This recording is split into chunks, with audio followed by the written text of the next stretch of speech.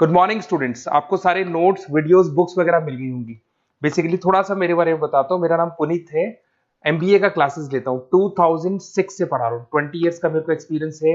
Viju, Purnima, JECRC, Arya, ILM, IRM, IPS business school सब में मैं जा रहा हूँ और एज अ गेस्ट फैकल्टी पढ़ा रहा हूँ। और इवनिंग में मेरा क्लासेस चलता है, ऑनलाइन ऑफलाइन रिकॉर्डेड, तीनों मोड पे क्लासेस चलता है। उसके अलावा एक टॉप कॉलेज है एमबीए का, आईएम अहमदाबाद, वहां मैं बच्चों को हर साल लेके जाता हूँ। मुंबई में एआई यूनिवर्सल, यहाँ पे गेस्ट पढ़ा रहा हूँ मैं। जेईसीआरसी में पढ़ा रहा हूँ, आर्या कॉलेज में पढ़ा रहा हूँ। इन कॉलेजेस में मैं पढ़ा रहा हूँ। देखिए, राइटर भी हूँ। 2008 से मैंने बुक्स वगैरह लिखना स्टार्ट कर दिया था। यूट्यूब पे सारे वीडियोस मिल जाएंगे, रिकॉर्डेड लाइव लेक्चर सब कुछ मिल जाएंगे। बस एक छोटा सा इंपॉर्टेंट डिस्कशन आप लोगों से करना था। एमबीए आप कहीं से भी करें, थोड़ा सा मेरे से आप डिस्कस करके अगर आप एमबीए ज्वाइन करते हैं तो आप थोड़ा सेफर मोड में रहेंगे। उसका रीजन बताता हूँ क्यों। क्योंकि मेरे को जो एक्सपीरियंस है ना 20 इयर्स का, एमबीए में प्लेसमेंट होगा कि नहीं होगा, कॉलेजेस कैसे पढ़ाते हैं, क्या उनका प्लेसमेंट स्ट्रक्चर है, क्या इंटरनल एक्सटर्नल इन्फॉर्मेशन है, मेन चीज अंदर क्या चल रहा है उनके। क्योंकि मैं तो रेगुलर कॉलेजेस में जा रहा हूँ तो मेरे को पता है कौन से कॉलेज में क्या चल रहा है। तो आप मेरे से थोड़ा सा एडवाइस लेके अगर आप एडमिशन लेते हैं तो थोड़ा सा सेफर जोन में रहेंगे। बाकी आपके डिस्टेंस के ऑनलाइन के एडमिशन, मणिपाल हो गया, एमएटी हो गया, ज्ञान विहार हो गया, तो यहाँ भी आपको अवेलेबल हो जाएंगे। तो आप अगर एडमिशन लेते हैं तो प्लीज मेरे से कंसल्ट करना। हो सकता है कि मैं आपको एक बेस्ट कॉलेज बता पाऊं और एक सेफर जोन में लेके जा पाऊं। क्योंकि एडमिशन लेने के बाद बच्चों को लगता है कि यार गलत जगह चले गए। Okay, best of luck. मेरा नंबर आपके पास है। साथ के साथ अगर आपको कोई और क्वेरी चाहिए तो मेरे को व्हाट्सअप करें या कॉल कर सकते हैं। Okay, best of luck. आज के इस गहन चर्चा में सभी सुनने वालों का स्वागत है। आज हम एक ऐसे विषय पर बात करने वाले हैं जो हमारे आसपास के पूरे डिजिटल और कॉरपोरेट जगत को चला रहा है। और वो भी बिना किसी शोर शराबे के बैकग्राउंड में। बिल्कुल। हमारे पास जो स्रोत और रिसर्च नोट्स हैं आज, वो मैनेजमेंट इंफॉर्मेशन सिस्टम्स, जिसे हम आमतौर पर एमआईएस कहते हैं, उसके निर्णय लेने के आर्किटेक्चर को डिकोड करते हैं। ये एक बहुत ही शानदार विषय है। मैं आज की इस चर्चा के लिए बहुत उत्सुक हूँ। मैं भी। देखिए, आज के दौर में जो फॉर्चून 500 कंपनियां हैं या फिर जो बड़े सरकारी संगठन हैं, वो बोर्ड रूम में बैठकर सिर्फ अपनी गट फीलिंग या अंदाजे के आधार पर काम नहीं करते। हाँ, वो जमाना गया जब सिर्फ अनुभव के आधार पर बड़े फैसले लिए जाते थे। सही कहा। क्योंकि यहां दांव पर अरबों रुपए और लाखों लोगों का समय होता है। तो आज का हमारा जो फोकस है, या कहें कि जो मिशन है, वो ये समझना नहीं है कि एमआईएस क्या है। बेसिक्स पर हम नहीं जाएंगे। बिल्कुल, हम सीधे इसके इंजन के अंदर झांकेंगे। हम उस आर्किटेक्चर का विश्लेषण करेंगे जो हर दिन जेनरेट होने वाले टेराबाइट्स डेटा को छानकर एक सटीक और स्ट्रेटेजिक निर्णय में बदल देता है। और इस आर्किटेक्चर को समझने के लिए सबसे पहले हमें इंफॉर्मेशन टेक्नोलॉजी को सिर्फ एक स्टोरेज या डेटा वेयरहाउसिंग टूल के रूप में देखने की आदत छोड़नी होगी। मतलब सिर्फ हार्ड ड्राइव्स और सर्वर्स से आगे सोचना होगा। एकदम। एमआईएस में जो आईटी इंफ्रास्ट्रक्चर है, वो एक नर्वस सिस्टम की तरह काम करता है। इसका मुख्य उद्देश्य सिर्फ डेटा जमा करना नहीं है, बल्कि उसे इस तरह से प्रोसेस और एनालाइज करना है जिससे संगठन अपने लक्ष्यों को आसानी से प्राप्त कर सके। एक तरह का अलाइनमेंट। हाँ, या तकनीक और बिजनेस लॉजिक का एक ऐसा इंटरसेक्शन है जहां जटिल से जटिल समस्याओं को गणितीय मॉडल और डेटा पॉइंट्स के जरिए सुलझाया जाता है, शांत और विश्लेषणात्मक तरीके से। तो चलिए इसे गहराई से समझते हैं। और श्रोताओं को मैं ये बताना चाहूंगा कि ये विषय जितना तकनीकी लग रहा है, असल जिंदगी में ये उतना ही रोचक है। हम इस पूरे 6 चरणीय आर्किटेक्चर को एक बहुत ही ठोस और विशाल पैमाने के उदाहरण के साथ डिकोड करेंगे। और वो उदाहरण कौन सा होगा? हमारे स्रोतों में एक बहुत ही बेहतरीन रेफरेंस दिया गया है, रेलवे आरक्षण प्रणाली, यानी रेलवे रिजर्वेशन सिस्टम का। ओहो, ये तो सबसे परफेक्ट उदाहरण है। इसका स्केल इतना बड़ा है कि एमआईएस का हर पहलू इसमें आ जाता है। बिल्कुल। तो हम एमआईएस के हर एक तकनीकी कदम को इसी रेलवे नेटवर्क के लेंस से देखेंगे। एमआईएस का जो सबसे पहला और बुनियादी कदम है, वो है डेटा कलेक्शन। हर निर्णय की शुरुआत यहीं से होती है। बिना डेटा के कोई सिस्टम काम नहीं कर सकता। सही बात है। लेकिन जब हम इतने बड़े स्केल की बात करते हैं, तो ये सिर्फ किसी एक्सेल शीट में फॉर्म भरने जैसा आसान काम नहीं है। बिल्कुल नहीं। वो जगह से प्रासंगिक डेटा इकट्ठा करता है, जैसे बिक्री के आंकड़े हो गए, वित्तीय रिकॉर्ड हो गए, या ग्राहकों की प्रतिक्रिया। और रेलवे के मामले में ये डेटा कलेक्शन कई गुना ज्यादा जटिल हो जाता है। यहाँ सबसे बड़ी चुनौती वॉल्यूम और वेलोसिटी की होती है। वेलोसिटी मतलब जिस स्पीड से डेटा आ रहा है। हाँ, रेलवे MIS केवल टिकट काउंटर्स या IRCTC पोर्टल से आने वाले ट्रांजैक्शनल डेटा पर निर्भर नहीं रहता। ये एक पूरा इकोसिस्टम है। इसमें और क्या-क्या शामिल होता है? सोचिए, हजारों ट्रेनों का रियल टाइम GPS लोकेशन, इंजनों में लगे IoT सेंसर से आने वाला टेलीमेट्री डेटा। बाप रे, ये तो बहुत सारा डेटा है। इतना ही नहीं, मौसम विभाग के API से मिलने वाले वेदर अपडेट्स और जो थर्ड पार्टी वेंडर्स हैं उनसे आने वाला पैसेंजर फीडबैक भी इसमें शामिल होता है। मतलब ये सब एक साथ MIS के सिस्टम में प्रवाहित हो रहा है? बिल्कुल, ये सब एक विशाल डेटा लेक में गिरता है। और यहीं पर एक बहुत बड़ी समस्या खड़ी होती है, जिसे टेक की दुनिया में अक्सर गार्बेज इन गार्बेज आउट कहा जाता है। हाँ, ये बहुत ही आम समस्या है। अगर कचरा अंदर जाएगा तो कचरा ही बाहर आएगा। एकदम। इतने सारे अलग अलग स्रोतों से आने वाला डेटा बहुत ही बिखरा हुआ और अशुद्ध हो सकता है। कोई डेटाबेस टाइम जोन को अलग तरह से फॉर्मेट कर रहा होगा, कहीं नेटवर्क लेटेंसी की वजह से डुप्लीकेट एंट्रीज आ रही होंगी। सही कहा आपने। कच्चा डेटा अपने आप में बहुत उपयोगी नहीं होता। इसीलिए इस कच्चे माल को सीधे इस्तेमाल नहीं किया जा सकता। और यहीं पर MIS आर्किटेक्चर का दूसरा चरण सक्रिय होता है, डेटा प्रोसेसिंग। और यहाँ जो बात सबसे आकर्षक है वो है ये पूरी प्रोसेसिंग लेयर, जिसे हम तकनीकी भाषा में एक्सट्रैक्ट, ट्रांसफॉर्म और लोड या ETL पाइपलाइन कहते हैं। ETL पाइपलाइन, ये करता क्या है? MIS इस बिखरे हुए डेटा को सिर्फ साफ नहीं करता, बल्कि उसे एक कॉन्टेक्स्ट देता है, उसे व्यवस्थित करता है, वर्गीकृत करता है। डेटा को नॉर्मलाइज किया जाता है ताकि अलग अलग सिस्टम्स एक ही भाषा में बात कर सकें। मतलब अगर एक सिस्टम डेट को महीने दिन साल में लिख रहा है और दूसरा दिन महीने साल में, तो ये उसे एक स्टैंडर्ड फॉर्मेट में ले आता है। बिल्कुल। और इस प्रोसेसिंग से जो सबसे बड़ी चीज निकल कर आती है वो है छिपे हुए पैटर्न्स और रुझान। मैं इसका एक उदाहरण देता हूँ। मान लीजिए जब डेटा प्रोसेस होता है तो सिर्फ ये पता नहीं चलता कि किसी विशेष रूट पर हजारों वेटिंग लिस्ट टिकट बुक हुए हैं। MIS इस डेटा को ऐतिहासिक रुझानों और कैलेंडर इवेंट्स के साथ क्रॉस रेफरेंस करता है। हो सकता है वो वेटिंग लिस्ट किसी ऐसे स्थानीय त्योहार की वजह से हो जो नेशनल हॉलिडे कैलेंडर पर प्रमुखता से नहीं दिखता। हाँ, लेकिन उस विशेष जोन में भारी माइग्रेशन पैदा करता है। बिल्कुल। डेटा प्रोसेसिंग उस शोर को हटाकर एक साफ सिग्नल देती है। कच्चे डेटा पॉइंट्स अब एक रिलेशनल डेटाबेस में बदल चुके हैं, जहां हर एक बाइट का दूसरे बाइट के साथ कोई ना कोई संबंध है। और ये संबंध ही उस डेटा को जानकारी यानी इंफॉर्मेशन में बदलता है। सही। अब जब डेटा साफ हो गया है और एक कहानी सुनाने के लिए तैयार है, तो MIS का तीसरा और शायद सबसे शक्तिशाली चरण आता है, डिसीजन सपोर्ट सिस्टम यानी DSS। मैं व्यक्तिगत रूप से इस टूल को लेकर काफी उत्साहित रहता हूं। और होना भी चाहिए। डिसीजन सपोर्ट सिस्टम वास्तव में इस पूरी वास्तुकला का विश्लेषणात्मक मस्तिष्क है। एक मैनेजर के पास इतना समय नहीं होता कि वो प्रोसेस किए गए लाखों डेटा पॉइंट्स को देखकर खुद गणित लगाए। हाँ, एक इंसान के लिए वो संभव ही नहीं है। DSS का काम प्रबंधकों की मदद करना है। ये डेटा का विश्लेषण करने, रिपोर्ट बनाने और विभिन्न परिदृश्यों का अनुकरण यानी सिमुलेशन करने के लिए तकनीक प्रदान करता है। परिदृश्यों का अनुकरण, इसे थोड़ा रेलवे के संदर्भ में समझते हैं। डेटा ने बता दिया कि दिल्ली से मुंबई के बीच अगले महीने भारी डिमांड है।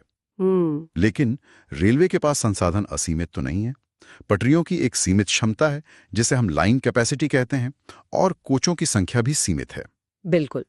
यहीं पर DSS सिमुलेशन और प्रिडिक्टिव मॉडलिंग का उपयोग करता है। एक मैनेजर सिस्टम में ये कंस्ट्रेंट डालता है कि हमारे पास केवल 2 अतिरिक्त ट्रेन सेट उपलब्ध है।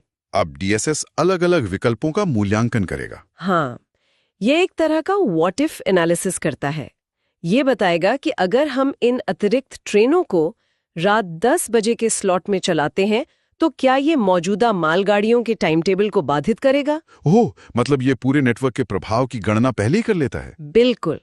और इसी सिमुलेशन के आधार पर डायनामिक प्राइसिंग जैसे जटिल मॉडल काम करते हैं। डायनामिक प्राइसिंग जैसे फ्लाइट्स में होता है? हाँ। DSS ये गणना करता है कि मांग की लोच यानी प्राइस इलास्टिसिटी ऑफ डिमांड क्या है। अगर त्योहारी सीजन में तत्काल टिकट की कीमत में 20% की वृद्धि की जाती है तो वो यात्रियों के व्यवहार और समग्र राजस्व को कैसे प्रभावित करेगा? ये तो बहुत पावरफुल है। ये सिस्टम प्रबंधकों को अंधेरे में तीर चलाने से बचाता है। वे किसी भी फैसले को जमीन पर उतारने से पहले उसका वर्चुअल इम्पैक्ट देख सकते हैं। एकदम सही। लेकिन एक बात है, इन सिमुलेशंस का जो आउटपुट होता है वो अक्सर बहुत जटिल एल्गोरिदम और सांख्यिकी मॉडल्स के रूप में होता है। हाँ, वो मशीन की भाषा होती है। और एक चीफ ऑपरेशंस मैनेजर को ये सब समझने के लिए डेटा साइंटिस्ट होने की जरूरत नहीं होनी चाहिए। बिल्कुल नहीं, उनका काम निर्णय लेना है, कोडिंग करना नहीं। और यहीं पर आर्किटेक्चर का चौथा चरण बेहद अहम हो जाता है, सूचना का प्रस्तुतिकरण, इंफॉर्मेशन प्रेजेंटेशन। सूचना को समझना आसान होना चाहिए। अगर यूआई यूएक्स डिजाइन खराब है तो अच्छे डेटा और बेहतरीन सिमुलेशन का कोई फायदा नहीं। या मैं एक सादृश्य या एनालॉजी देना चाहूंगा। ये बिल्कुल एक विमान के कॉकपिट की तरह है। कॉकपिट, वो कैसे? देखिए, पायलट को इंजन के अंदर चल रहे इग्निशन प्रोसेस की हर टेक्निकल डिटेल देखने की जरूरत नहीं है।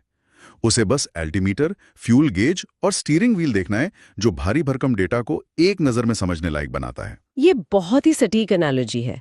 यूजर इंटरफेस किसी भी एमआईएस की सफलता या विफलता तय कर सकता है।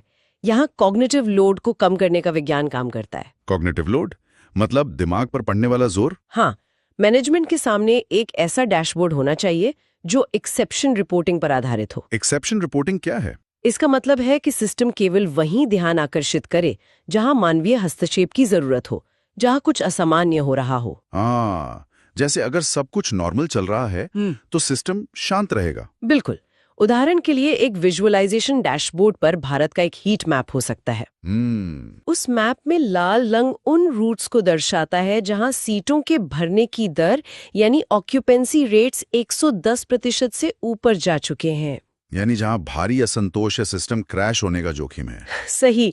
डैशबोर्ड्स जटिल डेटाबेस क्वेरीज को छिपाकर सीधा ग्राफ, पाई चार्ट और ट्रेंड लाइंस पेश करते हैं जो तुरंत समझ में आ जाएं। और जब ये स्पष्ट, प्रोसेस की हुई, सिमुलेट की हुई और विजुअलाइज जानकारी सामने होती है, तब शुरू होता है एमआईएस का पांचवा चरण, डिसीजन मेकिंग, निर्णय लेना। और ये निर्णय संगठन के विभिन्न पहलुओं को प्रभावित करते हैं: संचालन, विपणन, वित्त और रणनीतिक योजना। लेकिन एमआईएस द्वारा समर्थित निर्णय एक ही स्तर के नहीं होते हैं ना। ये रोजमर्रा के सामान्य कामों से लेकर लंबी अवधि की योजनाओं तक हो सकते हैं। हाँ, संगठन में निर्णय लेने के 3 स्तर होते हैं: ऑपरेशनल, टैक्टिकल और स्ट्रैटेजिक। और रेलवे का एमआईएस इन तीनों को अलग अलग तरीके से सपोर्ट करता है। इसे थोड़ा विस्तार से समझते हैं। ऑपरेशन लेवल पर ये कैसे काम करता है? ऑपरेशनल लेवल पर दिन प्रतिदिन के निर्णय होते हैं, जैसे एक स्टेशन मास्टर एमआईएस डैशबोर्ड का उपयोग ये तय करने के लिए करता है कि किस आने वाली ट्रेन को किस प्लेटफॉर्म पर लिया जाए, ताकि स्टेशन पर यात्रियों की भीड़ को मैनेज किया जा सके और कोई दुर्घटना ना हो। बिल्कुल, ये एक तात्कालिक और बहुत ही महत्वपूर्ण ऑपरेशनल निर्णय है। और टैक्टिकल स्तर पर?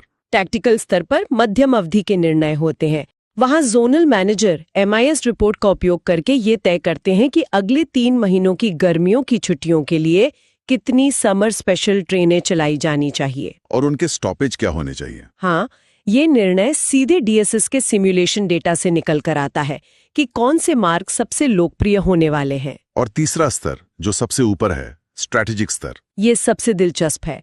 यहाँ बात अगले 10 या 20 सालों की होती है। एमआईएस के सालों के ऐतिहासिक डेटा और भविष्य के राजस्व पूर्वानुमानों को देखकर रेलवे बोर्ड बड़े फैसले लेते हैं। जैसे बुनियादी ढांचे में निवेश करना क्या हमें किसी खास रूट पर पटरियों को हाई स्पीड ट्रेनों के लिए अपग्रेड करना चाहिए। तो सही कहा। एमआईएस इन भारी भरकम कैपिटल इन्वेस्टमेंट के फैसलों से जुड़े जोखिम को काफी हद तक कम कर देता है। तो इस सब का मतलब क्या है? मेरा मतलब है, निर्णय लेने के बाद क्या होता है? उन फैसलों पर अरबों रुपए खर्च करने के बाद क्या एमआईएस का काम खत्म हो जाता है? पारंपरिक प्रणालियों में शायद ऐसा ही होता हो, फैसले ले लिए जाते हैं और फिर लोग भूल जाते हैं। लेकिन आधुनिक एमआईएस ऐसा नहीं करता। यही पर छठा चरण आता है, मॉनिटरिंग और इवैल्यूएशन, निगरानी और मूल्यांकन। हाँ, ये चरण पूरे सिस्टम को एक जीवित इकाई बनाता है, एक फीडबैक लूप के जरिए। फीडबैक लूप, ये कैसे काम करता है? देखिए, कोई भी सिस्टम परफेक्ट नहीं होता और वास्तविक दुनिया हमेशा प्रेडिक्टिव मॉडल से थोड़ी अलग बर्ताव कर सकती है। बिल्कुल, असल जिंदगी में अनिश्चितताएं होती हैं। तुरंत नए की परफॉर्मेंस इंडिकेटर्स, जिन्हें हम केपीआईज कहते हैं, उनकी निगरानी करना शुरू कर देता है। किस तरह के केपीआई? जैसे यात्रियों की संतुष्टि, राजस्व सृजन और समय पर प्रदर्शन। क्या नई ट्रेन का ऑन टाइम परफॉर्मेंस सही है? क्या प्रति किलोमीटर रेवेन्यू जनरेशन तय किए गए टारगेट को मीट कर रहा है? अगर वो नई ट्रेन पहले हफ्ते से ही खाली चल रही है, या किसी खास स्टेशन पर तय समय से ज्यादा रुकने के कारण पूरे नेटवर्क में डिले पैदा कर रही है। तो MIS का फीडबैक लूप तुरंत लाल झंडी दिखा देगा, डैशबोर्ड पर वो रूट ब्लिंक करने लगेगा। बिल्कुल। इसका सबसे बड़ा फायदा ये है कि प्रबंधकों को ये पता लगाने के लिए 3 महीने बाद आने वाली तिमाही रिपोर्ट का इंतजार नहीं करना पड़ता कि उनका फैसला गलत था। वे प्रभावशीलता का मूल्यांकन करके तुरंत कोर्स करेक्शन कर सकते हैं, अपनी रणनीतियों में बदलाव कर सकते हैं। और इसी निरंतर मूल्यांकन की वजह से सिस्टम लगातार सीखता है। जो डेटा आज के मूल्यांकन से पैदा हो रहा है वो कल के सिमुलेशन के लिए फिर से कच्चा डेटा बन जाएगा। ये तो एक कभी ना रुकने वाला सुधार का चक्र है। हाँ, और यही चक्र किसी भी विशाल संगठन को चुस्त और मनचाहे परिणाम प्राप्त करने के लायक बनाए रखता है। यहाँ बात सच में बहुत दिलचस्प हो जाती है, क्योंकि हमने अभी एक विशाल और जटिल संगठन के पूरे नर्वस सिस्टम को शुरू से अंत तक डिकोड किया है। डेटा कलेक्शन के महासागर से लेकर डैशबोर्ड के विजुअल्स तक, और फिर वहां से एक ऐसा निर्णय लेने तक जिसका असर रोजाना लाखों लोगों पर पड़ता है। ये पूरी वास्तुकला ये सुनिश्चित करती है कि डेटा का एक भी बाइट व्यर्थ न जाए।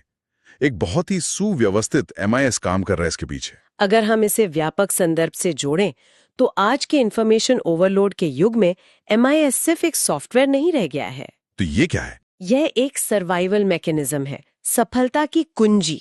जो संगठन अपने डेटा को सही समय पर सही तरीके से समझ नहीं पाते वे बहुत जल्दी अप्रासंगिक हो जाते हैं, पिछड़ जाते हैं। बिल्कुल सही बात है। सही MIS आर्किटेक्चर अनिश्चितता के शोर में से उस ज्ञान को निकालता है जो स्थिरता के लिए सबसे जरूरी है। और हमने बिना किसी जटिल शब्दावली में उलझे आज ये देखा कि कैसे ये पूरा चक्र काम करता है। हाँ, आज की इस पूरी चर्चा ने स्पष्ट कर दिया है कि आधुनिक निर्णय लेने की प्रक्रिया कितनी वैज्ञानिक हो चुकी है।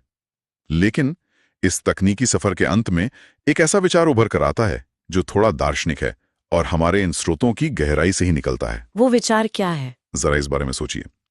अगर रेलवे जैसी विशाल प्रणालियां हमारे द्वारा जनरेट किए गए हर एक सर्च, हर एक क्लिक और यात्रा के हर एक पैटर्न को MIS और DSS के जरिए प्रोसेस कर रही हैं, वे हमारे डेटा से सीखकर हर दिन अपने प्रेडिक्टिव मॉडल्स को इतना अनुकूलित कर रही हैं कि वे हमारी जरूरतों को हमसे पहले जान लेती हैं। ये तो हो ही रहा है। तो क्या हम धीरे धीरे एक ऐसे भविष्य की ओर बढ़ रहे हैं जहां हमारे जीवन, हमारी यात्राएं, हमारे विकल्प और अनुभव पूरी तरह से एल्गोरिदम द्वारा पहले से ही तय और निर्देशित होने लगेंगे? ये एक बहुत ही गहरा सवाल है। जब सिस्टम इतना स्मार्ट और एक्यूरेट हो जाएगा कि वो हमारे लिए सबसे ऑप्टिमाइज्ड रास्ता खुद ही तय कर दे, तो क्या उस दुनिया में हम सच में अपने विकल्प चुन रहे होंगे, या फिर वो विशाल डेटा और MIS आर्किटेक्चर हमारे लिए हमारे विकल्प चुन रहा होगा? ये सच में सोचने वाली बात है। क्या हम ड्राइवर सीट पर हैं या हमारा डेटा? बिल्कुल, ये एक ऐसा विचार है जिसे आसानी से सुलझाया नहीं जा सकता, लेकिन ये इस बात का प्रमाण है कि डेटा और तकनीक का प्रभाव सिर्फ सर्वर रूम्स तक सीमित नहीं है। ये हमारी आजादी और हमारे चुनाव से भी जुड़ा है। श्रोताओं के लिए ये सोचने का एक बेहतरीन बिंदु है। तो इस विषय पर और गहराई से सोचने के लिए ये एक खुला सवाल हम यहीं छोड़ते हैं। आज की इस गहन चर्चा में शामिल होने के लिए सभी का बहुत बहुत धन्यवाद। धन्यवाद। सूचनाओं के इस महासागर में अपनी जिज्ञासा बनाए रखिए। हम फिर मिलेंगे एक नए विषय के साथ। नमस्कार।